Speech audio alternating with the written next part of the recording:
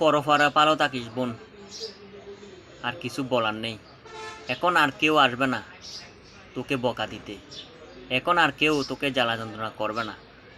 কারণ তুই তো যেই সেই জ্বালা যন্ত্রণা বুক করতে করতে এক পর্যায়ে চলে গেলি না ফেরার দেশে। সেজন্য বলতেছি এখন আর কেউ আসবে না তোকে জ্বালার যন্ত্রণা করতে। অনেক সহ্য করলি তো, আর কত। ধৈর্য যখন বাঁধ ভেঙে গেছে, তাই তো তার পরিণাম তো এটাই হওয়ার কথা ছিল, তাই না? তো তুই তো দেখিয়ে দিলি, আর তো কিছু বলার নাই। তো সেজন্য বলতেছি বোন, ভালো থাকিস পরপারে। হুম।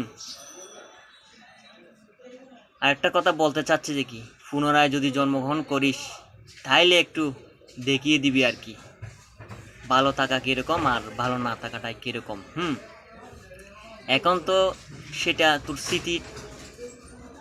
তোর স্মৃতি হয়ে থাকবি আর কি। এই যে স্বর্গবাসী এমপি রানীনাথ, হ্যাঁ, মৃত্যুবার্ষিকী দিয়ে ঝুলাইয়ে রাখবো, টাঙ্গিয়ে রাখবো ঘরের দেওয়ালের মধ্যে। ওইখান থেকে তোর পরভারের সুখ আমরা উপভোগ করব, সেইটা আর কি বোন। আর বিশেষ কিছু বলবো না, বিশেষ কথা বলতে গেলে অনেক সমস্যা হতে পারে, সেই জন্য অনেক কথা বলিও না। হ্যাঁ, তো সেই হিসেবে ভালো থাকিস বোন পরপারে, আর কিছু বলার নেই।